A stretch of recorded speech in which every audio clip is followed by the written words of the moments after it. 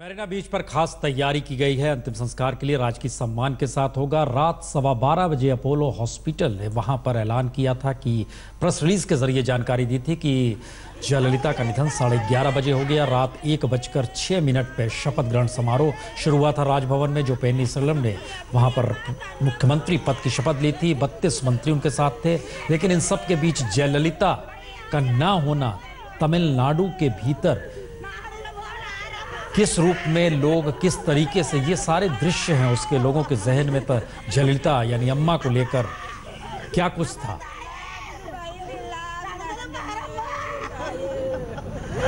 हम एक छोटा सा हिस्सा दिखलाते हैं किस तरीके से रात से लेकर सुबह तक जो कुछ होता रहा तमिलनाडु में।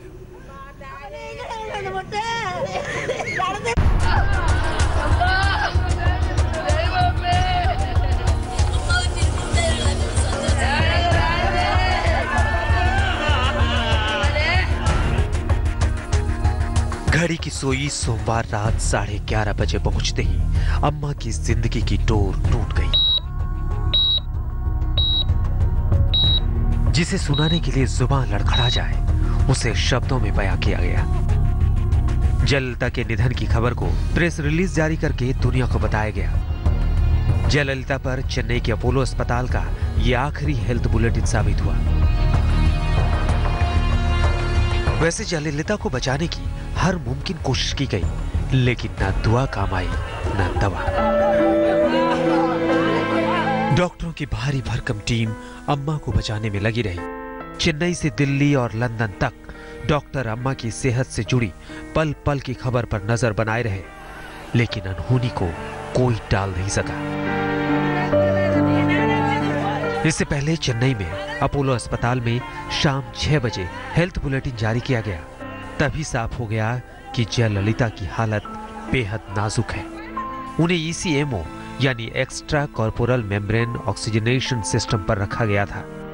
एक्मो का मतलब यही है कि ये एक्स्ट्रा कॉर्पोरियल मेम्ब्रेन ऑक्सीजनेटर होता है, जो इस मशीन के जरिए हम वीनस ब्लड बॉडी से निकालते हैं, उसको इस ऑक्सीजनेटर के जरिए उसको ऑक्सीजनेट करते हैं और फिर उसको सेंट्रीफ्यूगल पंप से हम वापस पंप कर देते हैं। अम्मा की सेहत को लेकर 26 घंटों तक सस्पेंस बना रहा। लंबे समय से बीमार चल रही जयललिता को रविवार शाम दिल का दौरा पड़ा था।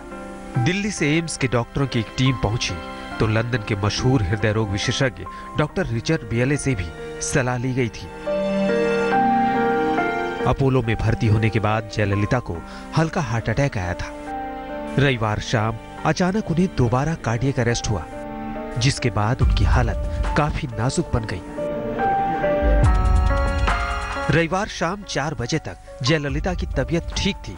कहा गया कि उन्हें अस्पताल से छुट्टी दे दी जाएगी, लेकिन अचानक कार्डियक अरेस्ट से समर्थकों में मायूसी छा गई। हालांकि समर्थक 22 सितंबर की उस रात से ही चेन्नई के अपोलो अस्पताल में डेरा डाले रहे, जब पहली बार जयललिता को यहां भर्ती करवाया गया। 22 सितंबर को रात 9:45 बजे CM आवास पोएस गार्डन में जयललिता अचानक बेहोश हो गई थी।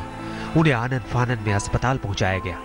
अगले दिन PM मोदी ने दिल्ली एम्स से 3 डॉक्टरों की टीम भेजी। तब से वो लगातार चेन्नई, दिल्ली और लंदन के डॉक्टरों की निगरानी में थी। लेकिन सोमवार रात कयामत की रात साबित हुई। लाखों दिलों की अम्मा इस दुनिया को छोड़ अलविदा कह गई। आशीष पांडे, चेन्नई, आज तक।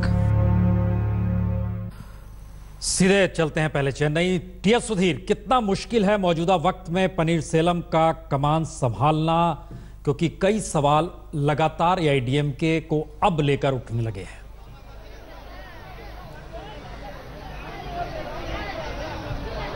बिल्कुल, एक तरह से जहां तक AIADMK का सवाल है, काफी स्मूथ ट्रांजिशन हुआ है। कल रात 1:30 बजे उनका स्वेरिंग इन समारोह राजभवन में हुआ, तो एक तरह से लगता है कि AIADMK ने यह चेष्टा की है कि एक तरह से पूरी तरह से कोई भी कष्ट ना हो, ऐसा आरोप ना लगे कि तमिलनाडु में सरकार नहीं है, तमिलनाडु में गवर्नेंस एक तरह से स्थगित है, तो उस तरह के आरोप अब नहीं लगेंगे। लेकिन इसके बाद किस तरह की समस्या आएंगी उस पर इस बात पर निर्भर करता है कि शशिकला जो कि पोइस गार्डन में जयललिता के साथ रहती थी और उनके काफी सहयोगी निजी सहयोगी थी, उनके साथ पनीरसेल्वम के किस तरह के रिश्ते होंगे। वो दोनों एक ही जो समुदाय है, तेवर कम्युनिटी, वहां से बिलोंग करते हैं। एक समय पे उनके काफी नजदीक संबंध थे, लेकिन जो असेंबली इलेक्शंस, विधानसभा के जो चुनाव हुए मई 2016 में, उससे पहले थोड़ी सी उन दोनों में अनबन हुई थी, ऐसा सुनने में आया था।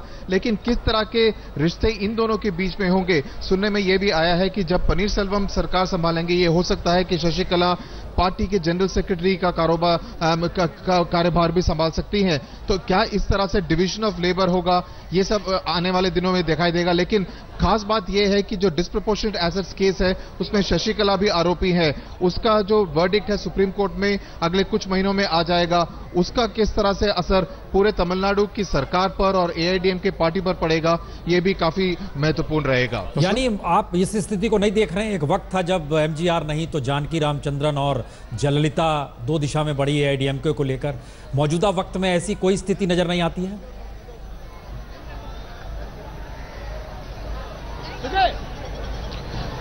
चार प्रमुख नेता हैं, तंबीदुरई, शशिकला, पनीरसेल्वम और पळनीस्वामी, जो कि यहाँ के पीडब्ल्यूडी मिनिस्टर हैं। ये चारों एक तरह से सारे जो जितने भी निर्णय एआईडीएमके के अंदर हुए हैं, उन्होंने इन चारों नेताओं ने लिया है। खास बात यह है कि जब 5 बजे जब जयललिता को कार्डियक अरेस्ट हुआ, उसके बाद तकरीबन 30 घंटे का समय पार्टी को दिया गया कि वे एक तरह से पूरा जो कार्यभार है वह संभाल सके, जितना भी पॉलिटिकल जो काम था उसको संभाल सके। इसी वजह से हमने देखा कि कल दोपहर को सभी विधायकों को अपोलो हॉस्पिटल्स में बुलाया गया, उनसे कहा गया कि वे पनीरसेल्वम के पक्ष में एक तरह से एंडोर्स करें कि वे उनको लेजिस्लेचर पार्टी का नेता चुनेंगे। तो एक तरह से स्मूथ ट्रांजिशन की चेष्टा की गई है और इससे यह साफ पता चलता है कि एक तरह से शशिकला और पनीरसेल्वम और तंबीदुरई और पळनीस्वामी के बीच में किसी तरह का सहयोग तो अभी जरूर बना है। खास बात यह भी है प्रसून की शशिकला ने अभी अपना किसी तरह से मत नहीं रखा है, क्योंकि वे जानती हैं कि अगर वे किसी तरह से ये इंडिकेशन देती हैं कि वे भी सत्ता की लोभी हैं, किसी तरह का पार्टी में काम चाहते हैं या सरकार में मुख्यमंत्री बनना चाहती हैं, तो उन पर आरोप लगेगा कि ये सब उन्होंने सत्ता के लोभ में किया। तो वे एक तरह से धीरे धीरे फूक फूक के कदम रख रही हैं और ये देखना होगा कि अगले कुछ महीने साल में वे किस तरह के कदम उठाती हैं। खास तौर से डिस्प्रोपोर्शनेट एसेट्स केस में किस तरह का वर्डिक्ट आता है उस पर काफी हद तक निर्भर करेगा। शशिशेखर जी, क्या लगता है पार्टी एकजुटता के साथ? मैं सुधीर की बात से थोड़ा सा डिफर इसलिए करता हूं क्योंकि मेरी जानकारी में है कि कुछ पासे इस तरह चले जा रहे थे कि ये टोटल बिसात ही अलग दिखाई पड़ रही होती अगर वो सही होते। लेकिन ये सच है कि शशिकला को बहुत फूक फूक के कदम रखने होंगे और उनके ऊपर दबाव भी होंगे तरह तरह के। मुझे ऐसा लगता है कि अगर आप तमिलनाडु की टोटल राजनीति को देखिए तो शुरू के दिनों में जयललिता को भी किनारे कर दिया गया था एआईडीएमके की राजनीति से। उसके बाद अम्मा ने जिस तरीके का कू किया था वो एक बहुत अपने आप एक राजनीतिक कौशल की मिसाल थी। तो आने वाले दिनों में, जैसा मैंने पहले भी कहा था, कि यहाँ पर कुछ ऐसी नई चीज़ें दिखाई पड़ सकती हैं, कुछ राष्ट्रीय पार्टियों का दखल इनकी अपनी पार्टी में हो सकता है जो कि शायद उतना दिखाई न पड़े लेकिन इसके असर बहुत साफ होंगे। क्या उर्मिलेश जी सही लगता है? नहीं, देखिए जो राष्ट्रीय पार्टियों की दखल की बात है, मैं आपको बताऊं जब एआईडीएमके में पावर स्ट्रगल चल रहा था एमजीआर के निधन के बाद 87-89 के दौरान खासकर, तो उस वक्त एआईडीएमके में 2-3 बड़े नेता थे। उसमें एक तो मिस्टर वीरप्पन थे जो काफ़ी ताकतवर नेता थे, और जानकी रामचंद्रन स्वयं चूँकि चाहती थी सत्ता में आना, वो भी स्वयं फिल्मों से आई थी, उनकी भी बैकग्राउंड फिल्मों की थी, लेकिन वो जयललिता की तरह उनके पास करिश्मा नहीं था। जयललिता एमजीआर की ट्रस्टेड लेफ्टिनेंट थी, प्रोपेगेंडा सेक्रेटरी रह चुकी थी। और दिलचस्प बात यह है कि चूँकि जयललिता के संपर्क कांग्रेस पार्टी के बड़े नेताओं से था, तो कांग्रेस कहा यह जाता है तमिल राजनीति में कि कांग्रेस पार्टी ने भी पर्दे के पीछे से उनको जबरदस्त मदद की थी उस पावर स्ट्रगल में। वो जानकी रामचंद्रन या वीरप्पन कैंप के बजाय कांग्रेस ने यानी रूलिंग पार्टी ने उस वक्त जयललिता का साथ दिया था। मैं ये मानता जरूर हूं कि बीजेपी आज की तारीख में एक बड़ी प्लेयर है तमिलनाडु में, इसके बावजूद कि वो उसका कोई बड़ा जनाधार नहीं है, और भविष्य में भी मैं नहीं समझता कि इतनी आसानी से जनाधार वो क्रिएट कर लेगी, क्योंकि बहुत सारे कॉन्ट्रडिक्शन बीजेपी की पॉलिटिक्स। लेकिन मैं ये कह रहा हूं कि वो यूज जरूर करेंगे इस अपॉर्चुनिटी को, और करना भी चाहिए। कोई भी सियासत में जो लोग हैं वो कोई साधु सन्यासी नहीं है। तो मैं बिल्कुल कंक्लूड कर रहा हूं। तो मेरा ये कहना है कि ये करने के बावजूद 87-89 और आज की परिस्थितियों में एक बड़ा फर्क है। उस वक्त एमजीआर की फैमिली से बाहर की जयललिता थी, आज जयललिता की फैमिली का कोई नहीं है। जानकी रामचंद्रन नहीं है, वीरप्पन नहीं है, थंबीदुरई और मिस्टर स्वामी जिसका जिक्र इन्होंने किया सुधीर ने, बिल्कुल सही, दोनों गाउंडर कम्युनिटी से आते हैं जो बहुत डोमिनेंट कम्युनिटी है।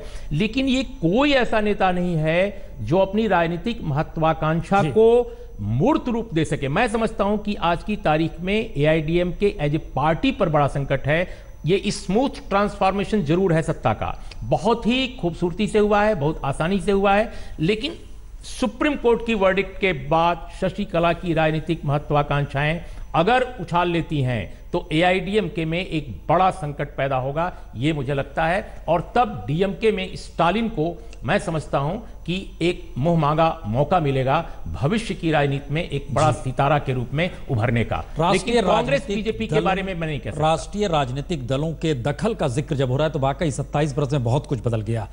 1989 विधानसभा के भीतर कांग्रेस ही जयललिता के साथ खड़ी थी जब उनका चीरहरण